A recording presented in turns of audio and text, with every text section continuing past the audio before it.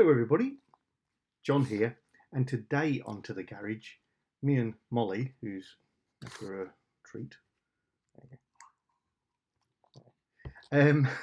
are doing another quick Secrets of the XK8.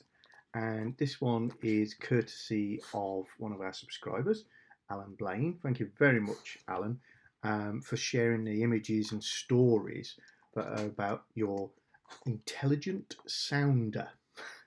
So the reason for doing this little secrets right now is I'm getting quite an unusual number of messages and questions about the intelligent sounder at the moment.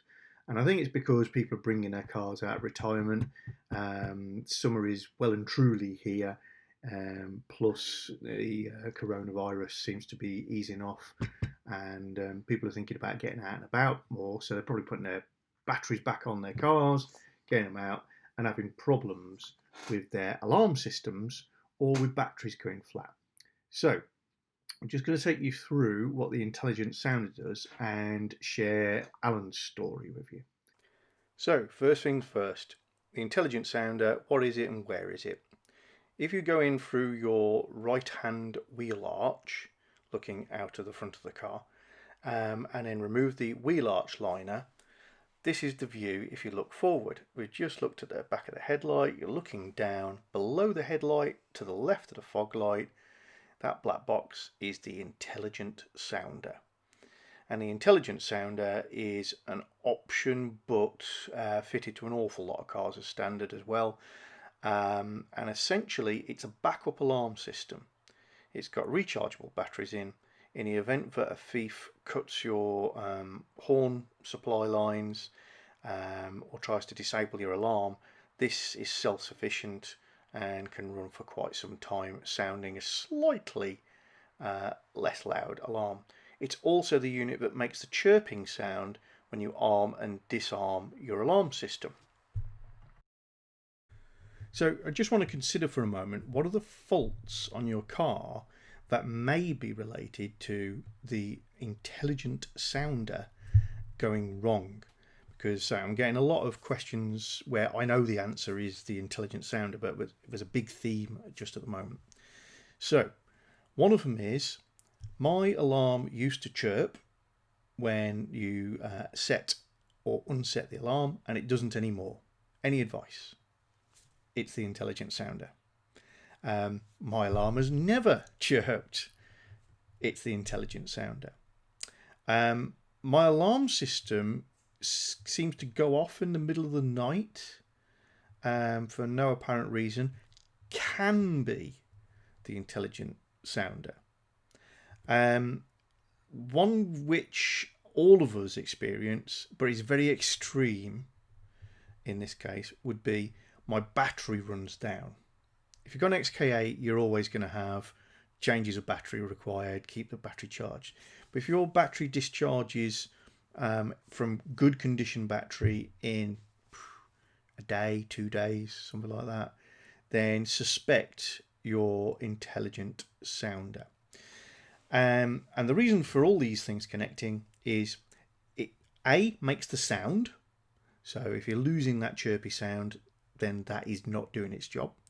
The alarm going off in the middle of the night, the intelligent sounder is always trying to recharge its own little batteries.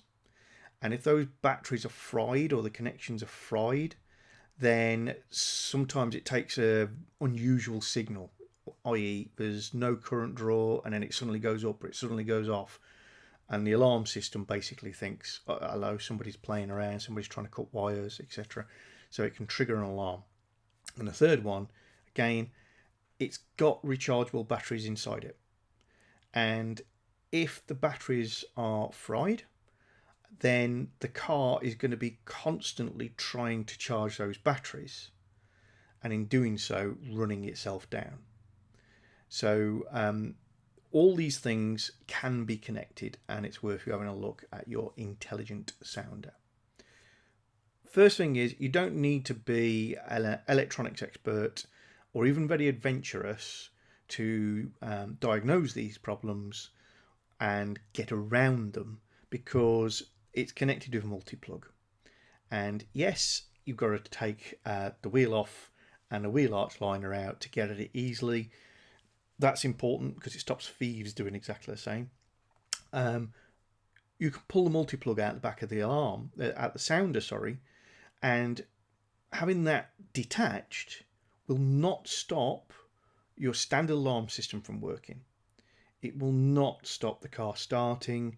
It has no detrimental effects other than you definitely won't hear a chirp.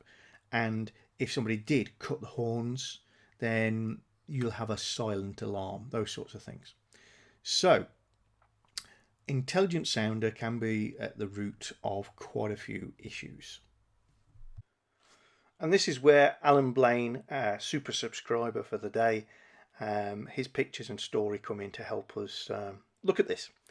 So this is Alan's Beauty, and Alan was having a problem where his car was sounding its sounder. Initially, all the way home, he couldn't get the thing to stop. Then he disconnected and reconnected the battery. Everything seemed to go back to normal. And then it would start going off for random reasons, even when he's not in the car. So he started off by disconnecting the sounder, and that got him close enough to know that there was an issue there. So Alan actually removed the sounder from his car. And the sounders do come in at least two different varieties. As you can see, this is a different shape to the one I showed you in the picture, which was in Purdy's wheel arch, my car. And this is a slightly later car with a slightly later sounder, but the principle is identical. So the white line around the sounder in this picture is actually silicon sealant because it's the after shot. I don't have the before shot. For obvious reasons, alarm systems tend not to be dismantleable. People can tamper with them. So Alan used a Dremel to cut around where you can see that white line and open up the casing on his sounder. And when you get inside, regardless of what shape sounder you've got, what year, they're very similar arrangement. Basically, you've got your speaker, you've got a circuit board, you've got a battery pack, rechargeable battery pack, and you've got the multi-plug coming into it from the car. That's all there is in there. And the issue is typically either the battery pack is no longer any good, or the connections to and from the battery pack are no good. The green package on the right of this image is the nickel metal hydride batteries that are in Alan's sounder, the later one. Earlier ones, I believe, have AA sized but packaged up again in the green film NiCads. Could be wrong on that. I'm not a battery man, and I've not ripped my sounder apart. But yeah, different batteries, same approach, rechargeable batteries. Alan established that his batteries seem to be okay, but when he removed the circuit board, you can see this broken and corroded positive battery feed terminal. And again, I'm no electronics man, but I think there might be some sort of, galvanic reaction. Basically, the current constantly flowing helps the corrosion on the positive terminal, maybe. Don't know. Somebody will correct me, I'm sure. Yeah, so Alan was able to identify, oh, there's my issue. And he basically had to clean up the area, get rid of all the corrosion. Again, the actual female part, the plug that attaches to these blades, was equally very corroded in the same area. And you can see the very classic green corroded colour that you get from copper. I think it's called verdigris, that substance that grows on copper instead of red rust on iron. So basically, by cleaning this up and doing a little bit of soldering and getting the connection good, Alan was able to put the whole thing back together with silicon sealant and get up and running again. He was very kind and shared with me a little later that his problem had not returned, but he'd had some false alarms, and so we're suspecting that probably the batteries are past their best, and that might be something that needs to address again. But it's not a overly daunting job if you've got either of these issues. So the sound in the alarm when it shouldn't sound, the lack of a chirp, or a very fast battery drain on a really good battery, then these can be all signs that you need to open up the intelligent sounder or just buy another one. While he'd taken the trouble to get the wheel arch liner out and work on his sounder, obviously you can see the back of the fog light there very easily on my car. Alan took the opportunity to do another little job, and on his car he got fogged up fog lights, excuse the fabulous pun. On the later cars like this, it's very easy to get into them. At the back unit, the rear unit basically just flips down. So he was able to get inside the fog light and clean it up, which that dramatically and very easily improves the look of the front of your car. So if you do have a fogged up fog light, then particularly on the later cars with the smoother front bumper, get inside there and give them a clean up. It's well worth it. Alan has now moved on, as you can see, to more projects, and I'm proud to say he's been a little bit inspired, I think, and is fitting the same brake upgrade that I shared during the brake saga. So he's gone for the red stuff EBC pads and the EBC rotors with the black thermic coating that grinds itself off, and yeah, he'll be out testing his brakes no doubt as soon as all this current situation has resolved itself.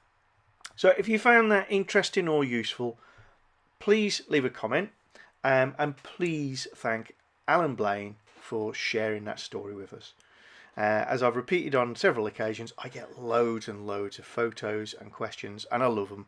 Please don't think if I've not responded, I don't care. It just isn't enough time in the day. Right, I just want to round this one off, guys, with a bit of a call to arms again. If there's anything that I received more messages on recently than the sounder, it's the perennial one of, John, I'm locked out of the boot of my car. Can you advise how do I get in? The remote control doesn't work, the button on the dashboard doesn't work, and the key in the secret keyhole doesn't work. It's a real issue, guys. So please, please, please do a little favour for me.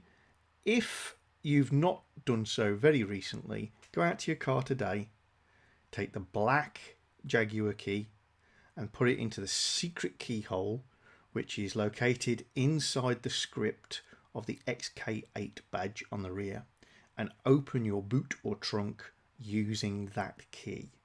If it doesn't work for any reason, lube it up. If it doesn't work after that, pop the trunk or boot with the electronics and take the trim out and lube that lock, get it working. It is the workaround for when the system does not work. People only ever use that when they're having a problem, and because of that, your get out of jail free card doesn't work. And of all the cars I've ever done any work on, and I know the XK8 better than almost any of the cars I've ever worked on, bizarrely the thing I know best, Morris Marinas. Story for a different day. But of all the cars I've ever worked on, that our car is the car I would least like to have to break into the boot of. It is a Volt. It's incredibly well designed. I do not know why they went to such efforts on a sporting car, but the workarounds for a jammed lock and failed electronics are savage. Now, I've always said that I would not show how to get into the boot of a car for obvious reasons if you don't have access via the proper systems. But I will do a little video as a cautionary tale quite soon. I have some images of how you can get into the boot of an XK8 that is locked out from the lock and the electronics. You won't like them, and I'm using them as basically a bit of a shocker. It is brilliantly designed. You're really going to struggle without using an ankle grinder. So go check your locks. Right. Off my soapbox now. If you're one of the people who has sent messages in, please don't take offence. You know, I'm getting 10 a week, exactly the same. So it's a really common thing. And some of them, you know, I can help work around because there's other little tricks and bits and pieces. But in the majority of cases, not. So check it out. Please subscribe to the channel if you haven't done already. Please consider sharing the channel, some links with your friends. We're trying to constantly build a community. As you can see, a lot more of the stuff I'm sharing is now coming from you guys. Not that I'm running out of ideas, just a big list of stuff to share. But it's great to have so many friends out there who are contributing to the channel. So loving it. See you all soon. Bye.